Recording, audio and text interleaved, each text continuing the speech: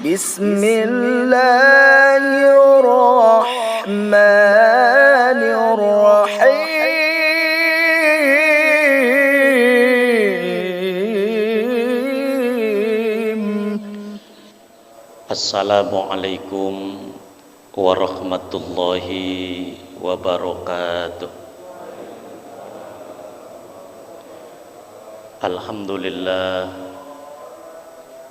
Alhamdulillahilladzi arsala rasulahu bil huda wa dinil haqq liyudhhirahu 'alad dini kulli wa kafa billahi syahida. Asyhadu an la ilaha illallah wahdahu la syarika lah wa asyhadu anna Muhammadan abduhu wa rasuluhu la nabiyya ba'da.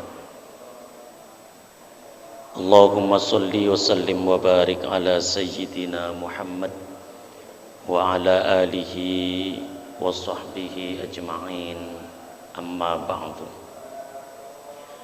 Hadratil muhtaramin, para alim, para asatid, para guru, para sepuh, para tokoh-tokoh masyarakat, wabil khusus segenap pengurus DKM Masjid As-Salam, yang tentunya mohon maaf saya tidak bisa menyebutkan satu persatu namanya, tapi insya Allah tidak mengurangi rasa takrim, rasa ta'zim, sekaligus rasa mahabbah saya kepada para beliau.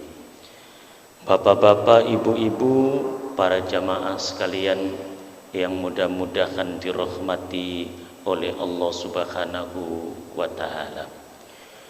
Syukur alhamdulillah, pagi ini dengan izin Allah Subhanahu wa ta'ala kita kembali dapat saling ketemu, saling bertatap muka, saling bersilaturahim di masjid yang sangat mulia ini, tentu dengan harapan mudah-mudahan pertemuan kita yang singkat ini akan membawa manfaat dan perpisahan kita nanti akan membawa ampunan, maghfirah serta keridhaan dari Allah Subhanahu wa ta'ala. Salawat teriring salam kita mohonkan kehadirat Allah Subhanahu wa ta'ala, mudah-mudahan terlimpah curahkan kepada junjungan kita Nabi besar Muhammad sallallahu alaihi wasallam beserta keluarga dan para sahabat-sahabatnya.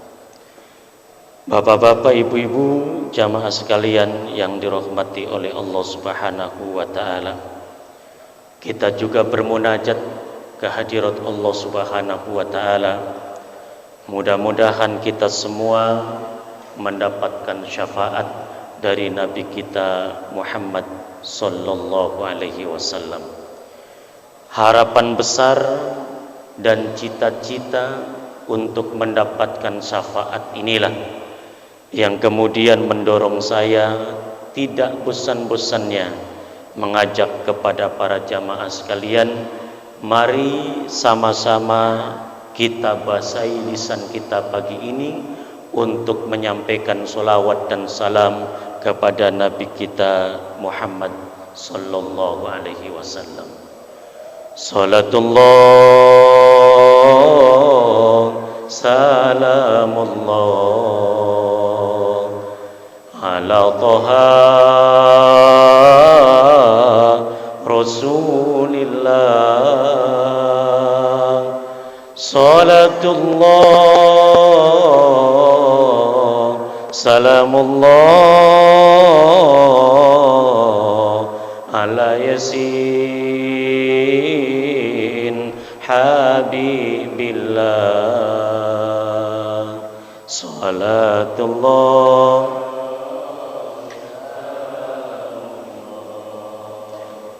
ala Taha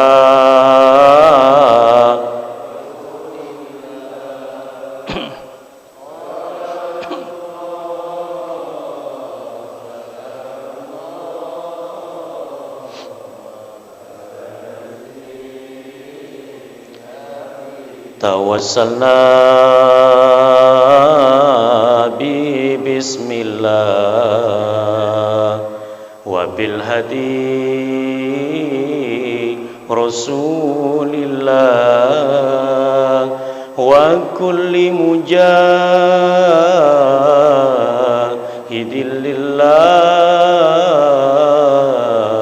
bi ahlil badri ya Allah. Salatullah salamullah ala taha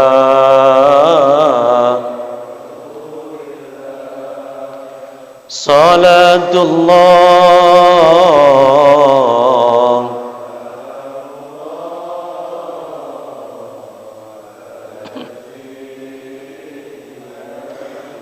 ilahi salimil ummah minal afati wan nikmah wa min hammi wa min humma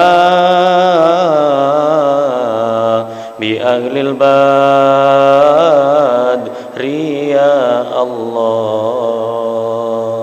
Salatullah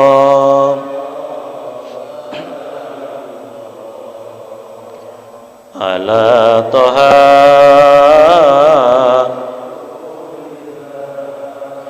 salatullah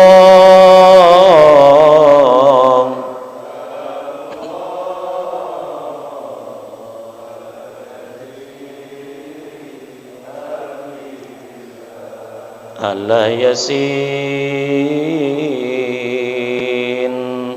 habibillah.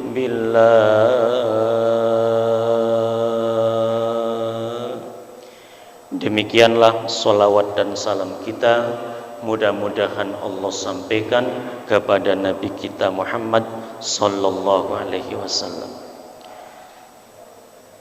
Para jamaah sekalian yang dirahmati oleh Allah Subhanahu wa taala. Kajian kita pada pagi hari ini judulnya ibadahnya ringan tapi pahalanya berat di sisi Allah Subhanahu wa taala. Apa judulnya, Pak? Ibadahnya ringan tapi pahalanya berat di sisi Allah Subhanahu wa taala. Hadis yang menerangkan ini hadisnya sahih.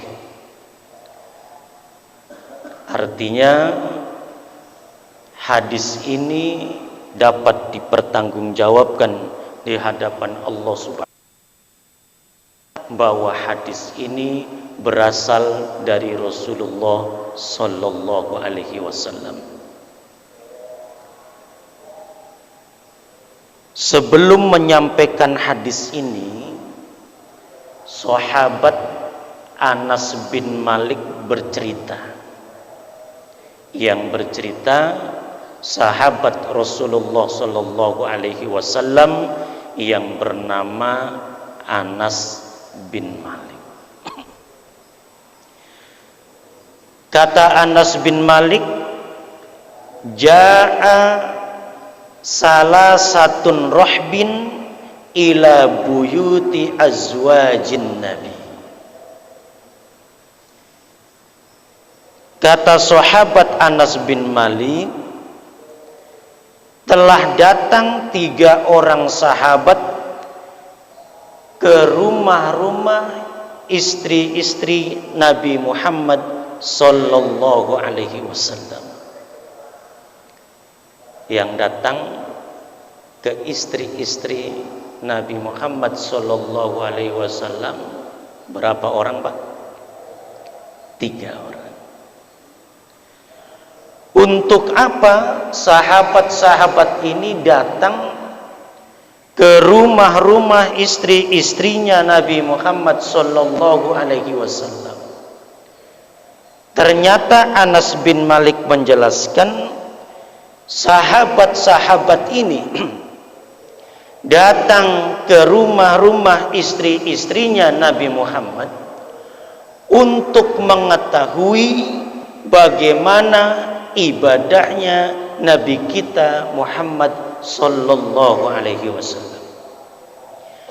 Beliau-beliau ini pengen tahu bagaimana ibadahnya Rasulullah, tapi bertanyanya bukan langsung kepada Nabi Muhammad, tapi kepada istri-istri beliau. Kenapa kau bertanyanya kepada istri-istri beliau? Karena biasanya yang paling mengetahui sesuatu tentang orang itu, maka yang paling tahu adalah orang yang paling dekat dengan orang itu. Maka ingin mengetahui bagaimana ibadahnya Rasulullah, yang ditanya adalah orang yang terdekat dengan Rasulullah. Salah satu adanya istri-istrinya beliau. Sama dengan kita. Bapak kalau pengen tahu bagaimana ibadahnya saya, maka yang sangat tepat adalah tanya kepada istri saya. Begitu juga sebaliknya. Yang paling tahu tentang bagaimana ibadahnya istri saya adalah saya suaminya. Kalau pengen tahu bagaimana ibadahnya Pak Endang, yang paling tahu persis istrinya Pak Endang. Begitu juga kalau pengen tahu bagaimana ibadahnya istrinya Pak Endang, yang paling tepat bertanyanya kepada Pak Endang. Karena orang yang paling dekat itulah yang paling mengetahui bagaimana ibadahnya seseorang. Sahabat-sahabatnya Rasulullah ini pengen tahu bagaimana ibadahnya Rasulullah. Beliau bertanyanya kepada istri-istri beliau. Setelah diceritakan bagaimana ibadahnya Rasulullah Sallallahu Alaihi Wasallam, mendengar, menyimak penjelasan bagaimana ibadahnya Kanjeng Nabi Muhammad Sallallahu Alaihi Wasallam, maka tiga sahabat ini bersumpah. Apa sumpahnya? Kata sahabat yang pertama, setelah mendengarkan bagaimana ibadahnya Rasulullah Sallallahu Alaihi Wasallam, beliau kemudian bersumpah, saya akan sholat sunnah sepanjang malam. Sepanjang malam akan digunakan untuk melaksanakan sholat sunnah. Malam berarti dihitungnya habis sholat isya. Sholat isya jam berapa Pak Haji Lukman? Waktu isya jam berapa Pak Haji? Taruhlah jam 7. Begitu masuk waktu isya, sholat dia isya. Kira-kira sholat berapa menit ya? Taruhlah 20 menit. Jam 7 lebih 20 menit dia setar sholat sunnah. Allahu Akbar.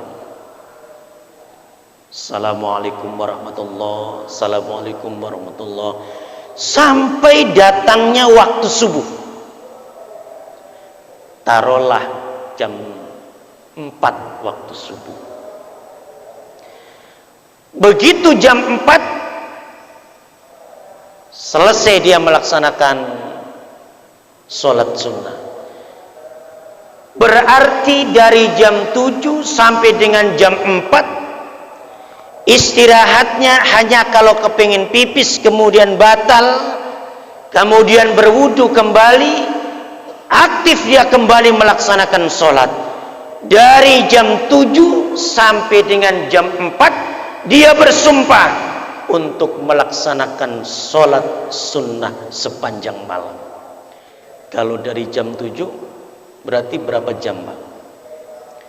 8, 9, 10, 11, 12, 1, 2, 3, 4. Berapa jam, Pak?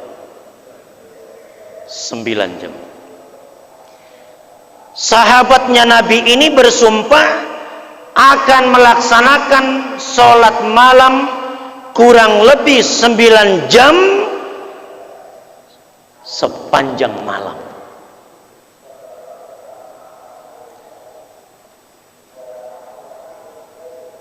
Kira-kira jamaah as-salam sudah pernah ada yang sholat 9 jam?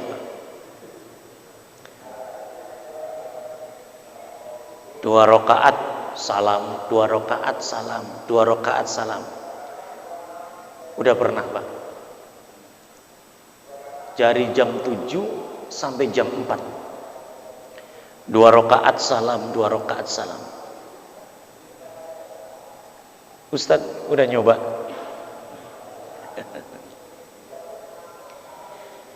Kira-kira dapatnya berapa rakaat? Sudah ada yang nyoba?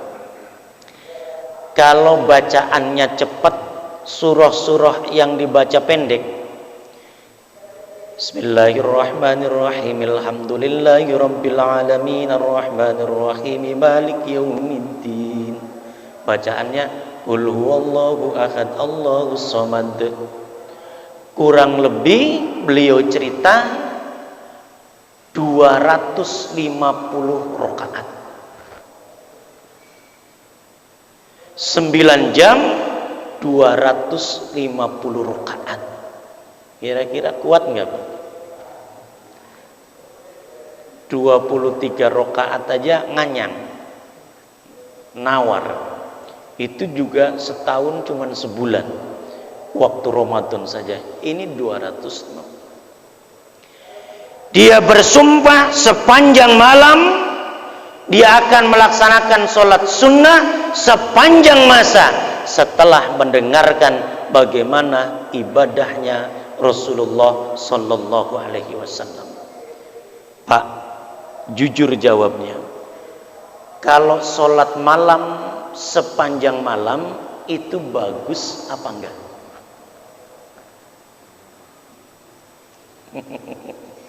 Salah nggak apa-apa, Pak. Kalau sholat sepanjang malam itu bagus apa enggak?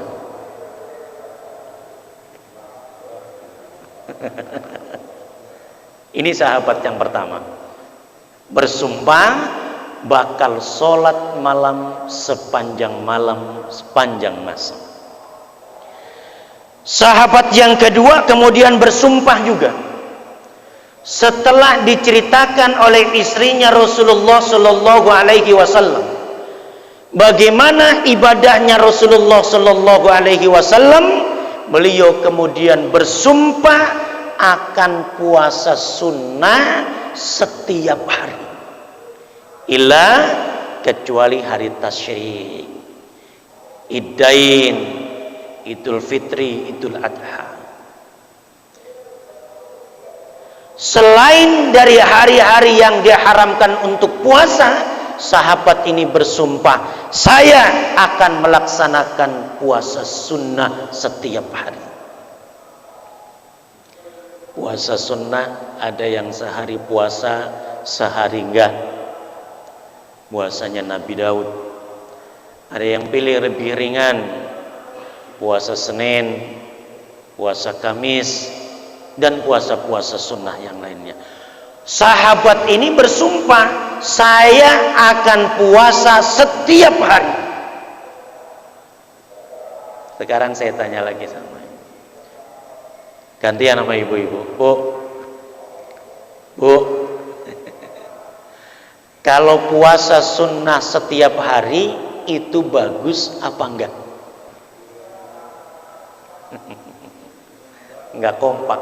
Sebelah sana bilang bagus, sebelah sini bilang enggak bagus.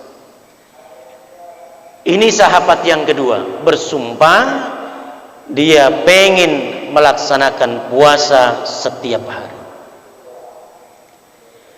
Kemudian sahabat yang ketiga beliau bersumpah setelah diceritakan bagaimana ibadah sunnahnya Rasulullah Sallallahu Alaihi Wasallam. Beliau bersumpah, kata sahabat ini, saya tidak akan nikah selama-lamanya agar ibadah saya tidak terganggu oleh perempuan. Sekarang saya tanya, Pak, kalau ada orang yang nggak nikah selama-lamanya, itu bagus apa enggak? Nah, giliran ini kompak ini. Jamaah sekalian yang dirahmati oleh Allah Subhanahu wa taala. Ternyata sumpahnya 3 sahabat Rasulullah Sallallahu Alaihi Wasallam ini sampai ke telinganya Rasulullah Sallallahu Alaihi Wasallam, sampai diketahui oleh Rasulullah Sallallahu Alaihi Wasallam, yang kemudian Rasulullah Sallallahu Alaihi Wasallam menunjukkan ketidaksukaannya kepada yang niat sholat sepanjang malam, niat puasa setiap hari, dan orang yang niat agar ibadahnya tidak terganggu oleh perempuan untuk tidak nikah selama-lamanya. Tadi judulnya apa ya, Pak? Ibadahnya ringan tapi pahalanya sangat berat di sisi Allah Subhanahu wa taala. Apa itu? Imam Muslim meriwayatkan dari Rasulullah Sallallahu Alaihi Wasallam. Apa kata Rasulullah Sallallahu Alaihi Wasallam? Man shallal isya'a fi jama'atin faka'annama qama nisful lail. Subhanallah. Man shallal isya'a fi jama'atin, siapa orang yang melaksanakan sholat isya secara berjamaah,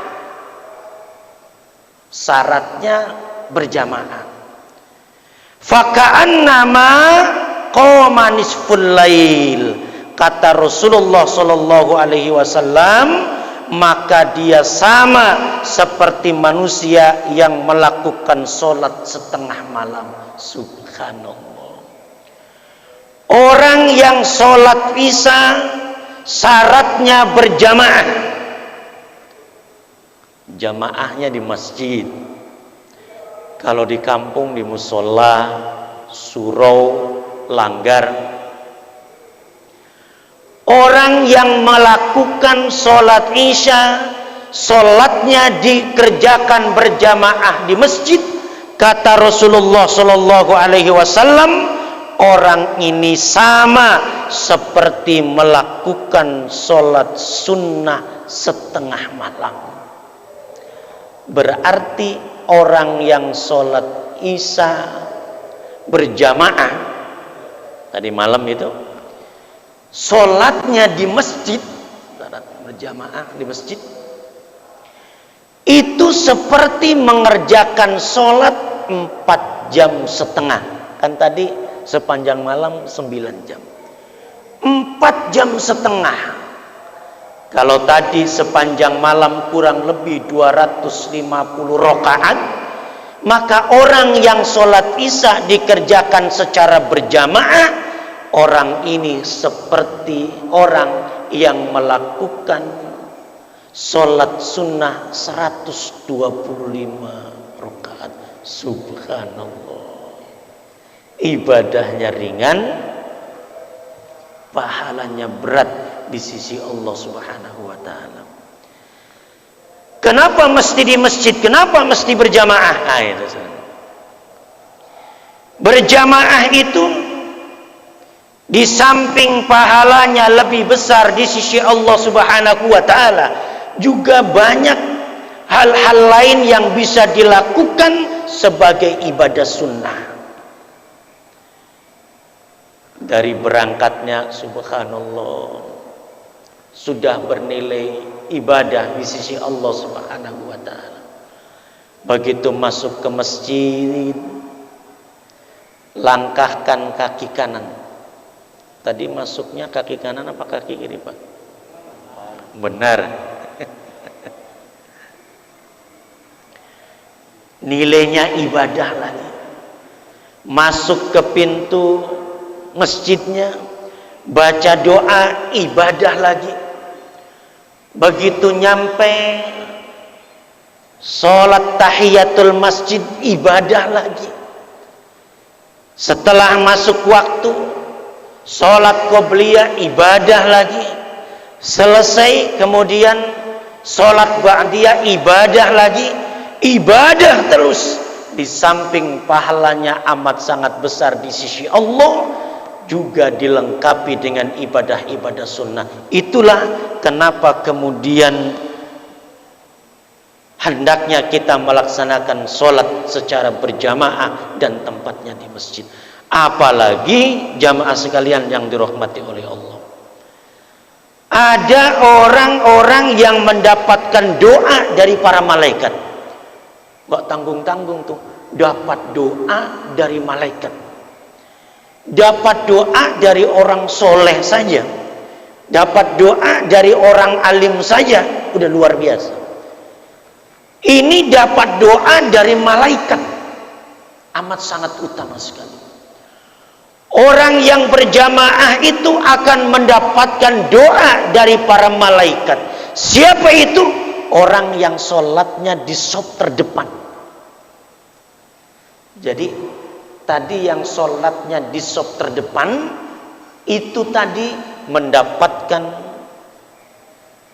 doa dari para malaikat. Yang saf depan. Yang paling bagus yang mana? Di belakang imam sebelah kanan. Jadi yang sebelah sini nih. Tadi yang sholat di sebelah sini itu mendapatkan tempat yang amat sangat baik, didoakan oleh para malaikat.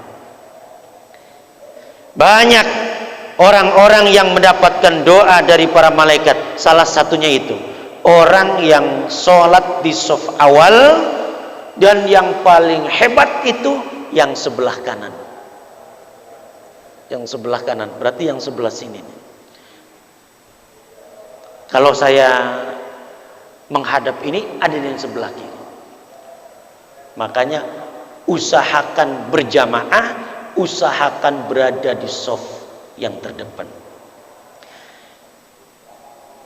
Yang kedua, ibadah ringan yang kemudian pahalanya sangat berat di sisi Allah itu seperti apa?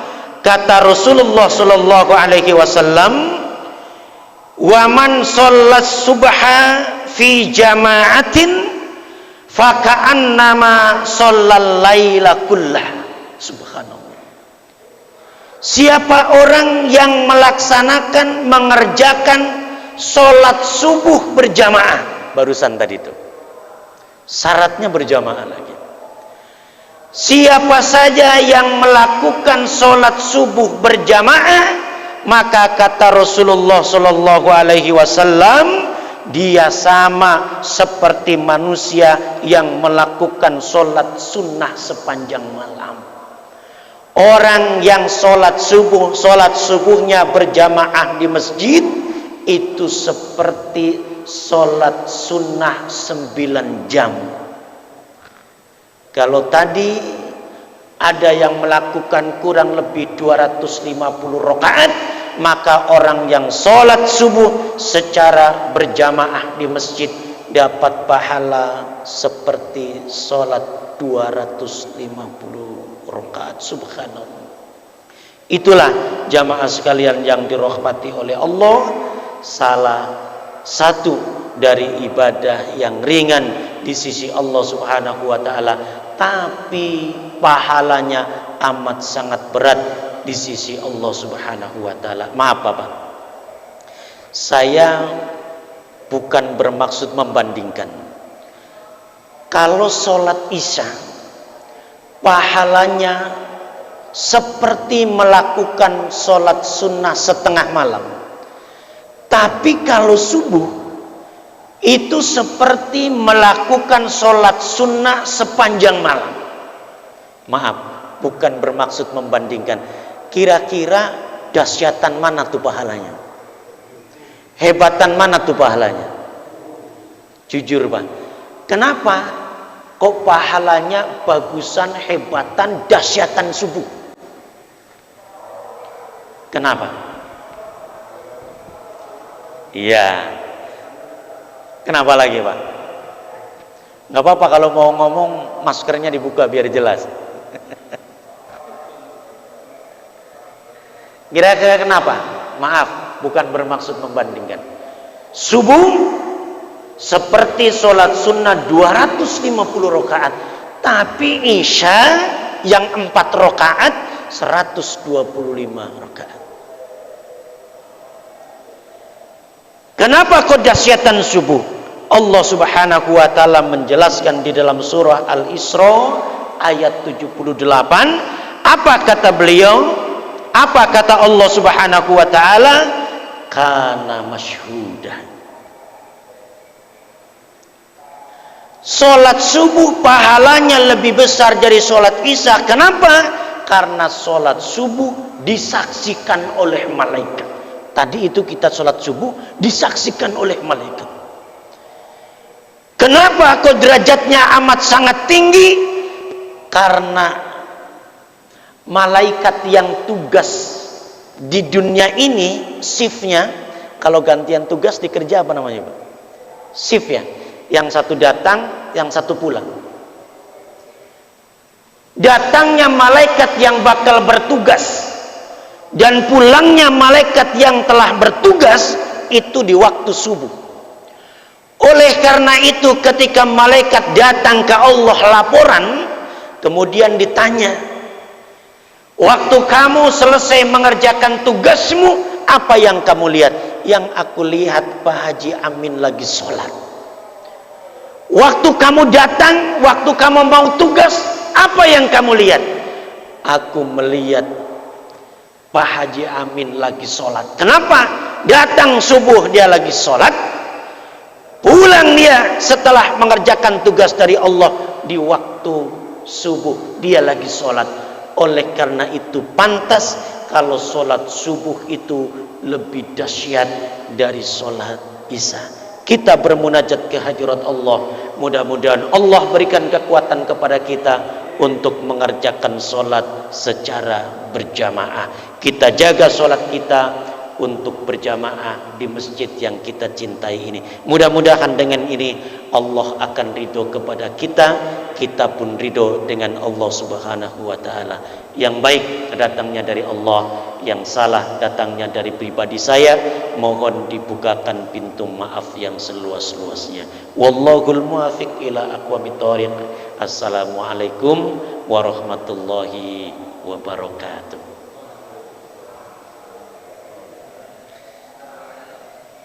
Baik, bapak-bapak, ibu-ibu, kami persilahkan barangkali ada yang ingin nambahin materi ini atau ingin menanyakan tentang materi yang baru saya sampaikan. Kepada jamaah kami persilahkan.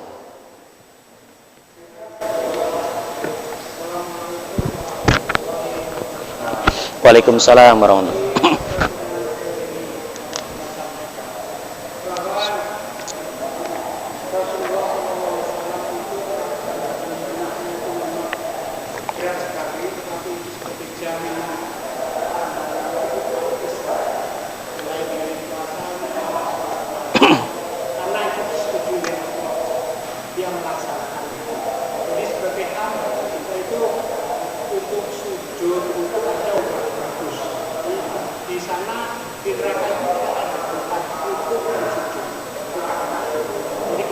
Jami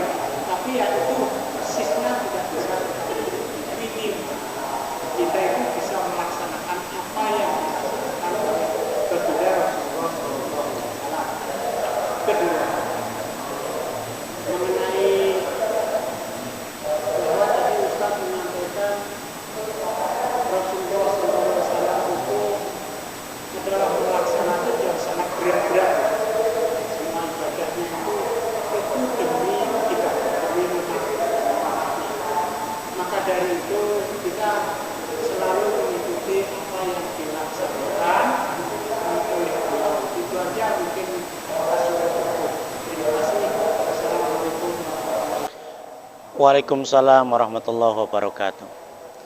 Terima kasih Bapak, bagus banget pertanyaannya. Jamaah sekalian yang dirahmati oleh Allah Subhanahu wa taala.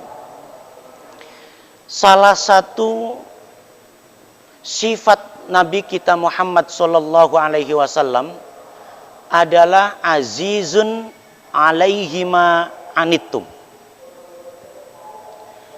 Rasulullah kepada kita itu bukan sekedar sayang, bukan sekedar cinta, tapi Rasulullah ingin merasakan penderitaan umatnya. Bahkan kalau bisa umatnya jangan menderita, cukup saya saja yang menderita. Azizun alaihima anittum. Gak rela, gak ikhlas melihat umatnya dalam penderitaan. Itu sifatnya Rasulullah Sallallahu Alaihi Wasallam. Oleh karena itu banyak ibadah-ibadah yang wajib untuk Rasulullah Sallallahu Alaihi Wasallam, tapi sunnah untuk umatnya. Kenapa? Jangan sampai memberatkan.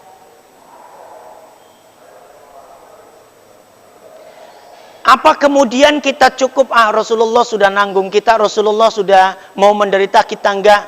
Apa kemudian cukup tidak mau beribadah? Oh, bukan begitu. Jadi ibadahnya tetap kita laksanakan. Sunnah-sunnahnya kita laksanakan semampu kita. Sesuai dengan kemampuan kita untuk melaksanakan ibadah itu. Makanya tadi karena sholat malam sepanjang malam itu berat, Rasulullah tidak suka.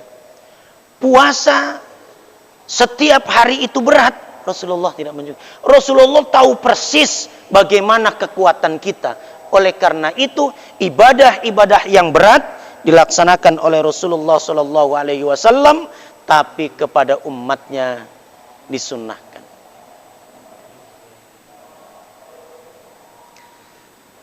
Buktinya apa? Kalau Rasulullah Shallallahu Alaihi Wasallam itu amat sangat mencintai kita dan ingin cukup Rasulullah yang menderita saja. Ketika malaikat Israel datang kepada Rasulullah Shallallahu Alaihi Wasallam, ngetok pintu.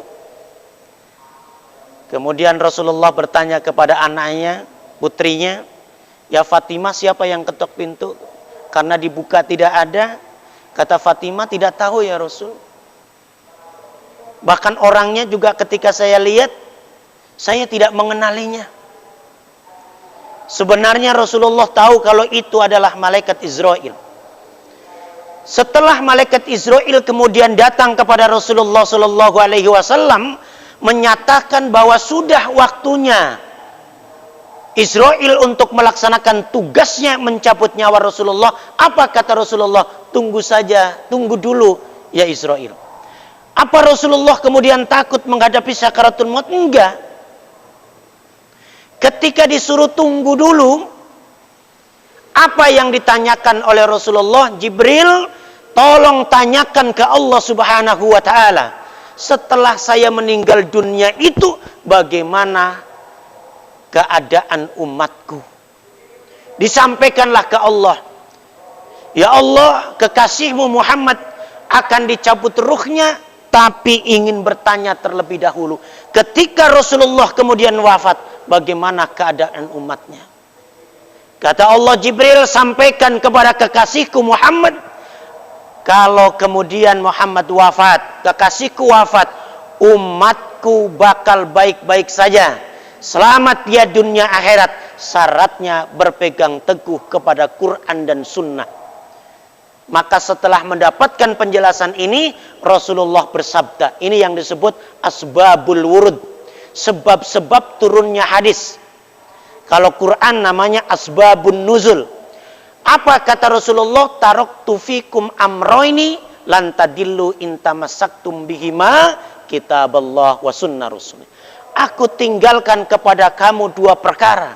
Sekali-kali kamu tidak akan sesat selamanya, selama berpegang teguh kepada Quran dan Sunnah. Apa maknanya kita kembali kepada Quran dan Sunnah? Maknanya adalah kembali kepada ulama, kepada orang yang ahli Quran, ahli Sunnah. Saya kira seperti itu, Pak. Dan masih banyak lagi bukti-bukti bahwa Rasulullah amat sangat mencintai kita. Misalnya, buat tambahan lagi. Ketika Rasulullah mendapatkan wahyu yang pertama, Iqra bismi rabbikal ladzi khalaq, sampai dengan ayat yang kelima. Setelah Rasulullah mendapatkan wahyu yang pertama ini, dalam sejarah dituliskan, lama kemudian Rasulullah nggak mendapatkan wahyu-wahyu. Malaikat Jibril lama tidak mendatangi Rasulullah Shallallahu Alaihi Wasallam. Sampai-sampai Rasulullah mikirin, kok ini nggak datang-datang wahyu. Orang kafir Quraisy sampai ngejek Rasulullah, Muhammad sekarang mah kamu sudah ditinggalkan oleh Tuhanmu. Kamu sudah dibenci oleh Tuhanmu. Mendengarkan ini, mikirin kok wahyu tidak turun-turun. Sampai kemudian Rasulullah menderita sakit. Tidak tega melihat Rasulullah Shallallahu Alaihi Wasallam sakit. Kemudian Allah turunkan surat Ad-Duha. Ma wadda'aka rabbuka wa ma qala. Ya Muhammad, yang bilang Tuhanmu telah meninggalkanmu itu siapa? Siapa yang bilang kalau Tuhanmu telah membencimu? Itu Allah Subhanahu wa taala menurunkan surat Ad-Duha. Wala saufa yu'tika rabbuka fatardha. Muhammad, aku kata Allah tidak meninggalkanmu, tidak membencimu. Buktinya, kalau kamu pengen bukti aku tidak meninggalkanmu, apa kata Allah? Silahkan kamu tunjukkan satu permintaan, maka niscaya permintaannya akan aku kabulkan. Apa permintaannya jamaah? Saya baca dalam kitab merinding saya. Permintaannya bukan untuk dirinya sendiri. Permintaannya bukan untuk keluarganya beliau. Permintaannya bukan untuk sahabat-sahabatnya beliau. Tapi permintaannya buat umatnya. Apa kata Rasulullah? Wallahi la ardo fawahidun min ummati finnar. Subhanallah. Demi Allah, wallahi demi Allah, la ardo fawahidun, saya tidak ikhlas, saya tidak ridho, satu saja min ummati, dari umatku, finnar, yang masuk ke dalam neraka. Beliau tidak ikhlas, tidak ridho, satu saja dari umatnya yang masuk ke dalam neraka. Maka Rasulullah bersabda, kullu ummati yadkhulunal jannah. Setiap umatku bakal masuk surga. Alhamdulillah. Illa man aba, kecuali yang diajak nggak mau. Mayyaba ya Rasulullah. Masa sih ya Rasul ada orang yang diajak ke surga nggak mau? Siapa dia? Diajak sholat berjamaah, pilih tidur-tiduran di rumah. Dipilih, disuruh untuk berzakat, pilih dia poya-poya, makan-makan. Disuruh untuk menyantuni anak yatim piatu, malah di rumahnya yang ada anak yatim piatunya dihardik, dizolimi. Na'udzubillahi min dzalik. Mudah-mudahan kita semua diaku menjadi umatnya Nabi besar Muhammad sallallahu alaihi wasallam. Al-Fatihah. Bismillahirrahmanirrahim. Alhamdulillahirabbil alamin, arrahmanirrahim, maliki yaumiddin. Iyyaka na'budu wa iyyaka nasta'in. Ihdinas siratal mustaqim, siratal ladzina an'amta 'alaihim ghairil maghdubi 'alaihim waladdallin. Bismillahirrahmanirrahim. Allahumma shalli ala sayyidina Muhammad wa ala ali sayyidina Muhammad. Allahumma nawwir qalbi binuri hidayatika kama nawartal ardo binuri hisamsika abadan abadan birahmatika ya arhamar rahimin. Allahumma anfa'na bima 'allamtana wa 'allimna ma yanfa'una. Rabbana atina fid dunya hasanah wa fil akhirati hasanah wa qina adzabannar. Walhamdulillahi rabbil alamin. Istajib doa'ana ya Allah. Sallallahu ala Muhammad. صل